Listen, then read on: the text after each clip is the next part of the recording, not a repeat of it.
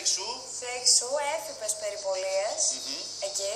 Για τον κίνδυνο των πυρκαγιών γίνονται αυτές. Ανέλαβαν την κατάσταση στα χέρια τους οι εθελοντές. Είναι ο Σταύρος Ιωαννίδης εκεί για να μας γνωρίσει τους ανθρώπους και το έργο τους. Καλημέρα, Σταύρο. Καλημέρα. Βρισκόμαστε στο CXU, καλημέρα από τη Θεσσαλονίκη.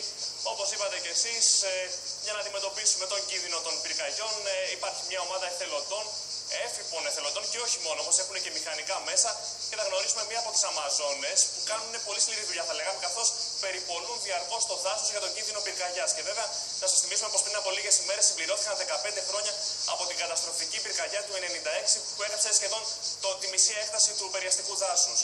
Λοιπόν, είναι μαζί μας η Λίλη Εμμανουήλ. Είναι μία από τις εθελόντριες που περιπολούν καθημερινά το δάσος, έφυποι όμως. Καλημέρα. Καλημέρα. Καταρχήν, να μας πεις πώς προέκυψε αυτή η ιδέα να χρησιμοποιήσετε άλογα για τις περιπολίες σας πέρα από τα μηχανικά μέσα, βέβαια, που μέχρι τώρα τα γνωρίζαμε. Γενικότερα είμαι λάτρης του ζωικού βασιλείου και της φύσης, γι' αυτό επέλεξα με άλογο να κάνω την περιπολία. Και ήμουνα και παλιά αθλήτρια στην Ιππασία και το συνδυάσα μαζί. Είναι κάτι δύσκολο όμως, έτσι περνάτε πολλές ώρες στο δάσος, περιπολείτε για πυρκαγιές, υπάρχει ο κίνδυνος φυσικά ανά πάσα στιγμή. Βέβαια, ναι. Σίγουρα πάνω απ' όλα είναι ο κίνδυνος. Είναι κούραση, είναι πάρα πολλές ώρες, είναι η ζέστη.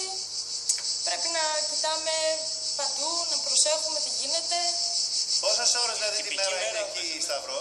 Πόσες ώρες τη μέρα? Πόσες ώρες την ημέρα? Γύρω στις 4 ώρες η περιπολία για κάθε άτομο. Είμαστε με ομάδες. 4 ώρες είναι η κάθε ομάδα. Είμαστε όλη την ημέρα και όλο το βράδυ. Και τη νύχτα με τα άλογα? Και από εκεί και πέρα, όποιος έχει ελεύθερο χρόνο. Και τη νύχτα δηλαδή? Είμαστε και τη νύχτα, ναι. Προϋπόθεση βέβαια, Σταύρο? Τη νύχτα όχι, εγώ πηγαίνω συνήθως με τα ATM. Ναι. Προϋπόθεση είναι να ξέρει κανείς η Ιππασία, βέβαια. Μην πάει και ανέβει και τσακιστεί σε κανένα άλογο. Έτσι δεν είναι? Βέβαια, ναι, φυσικά είναι προϋπόθεση να γνωρίζει κάποιος, να είναι μέλος κάποιου ιππικού ομίλου, έτσι δεν είναι? Να ξέρει από Ιππασία και μετά. Ναι, βέβαια. Πάνω απ' όλα πρέπει να ξέρει να υπέβει και μετά να έρθει εδώ πέρα πάνω, γιατί ήταν πάρα πολύ επικίνδυνο. Τα άλογα ποιος τα διαθέτει? Σας έχουν τύχει περιστατικά? Τα άλογα, ναι. Ποιος διαθέτει τα άλογα? Ιππικοί όμιλοι? Τα άλογα είναι κάποια ιδιωτικά και κάποια τα διαθέτουν ιππικοί όμιλοι.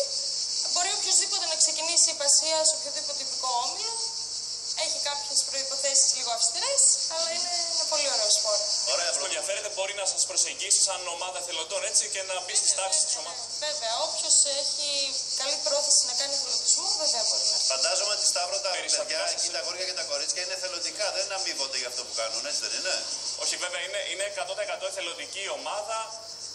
Και μάλιστα περνάνε, όπως μας είπε και η Λίλη, πάρα πολλές ώρες στο δάσος. Από 4 ώρες την ημέρα, φανταστείτε, κάθε άνθρωπος για όλη τη σεζόν. Είναι κάτι δύσκολο, έτσι, δεν είναι απλή υπόθεση. Και βέβαια υπάρχει ανά πάσα στιγμή και ο κίνδυνος. Πόσοι είστε, πόσοι εθελοντές συμμετέχουν?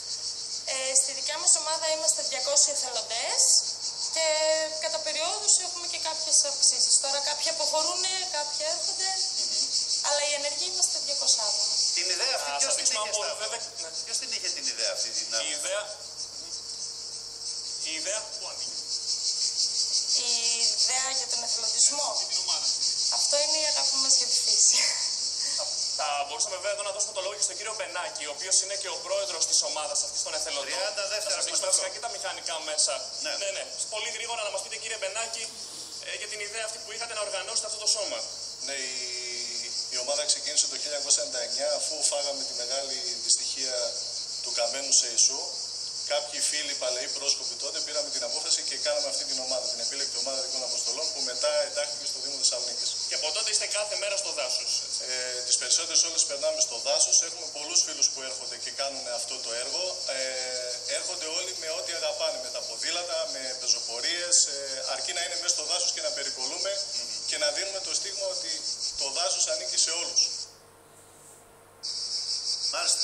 Είναι πολύ ωραία πρωτοβουλία, παιδιά. Έχουμε να σας πούμε συγχαρητήρια, δεν έχουμε άλλο χρόνο.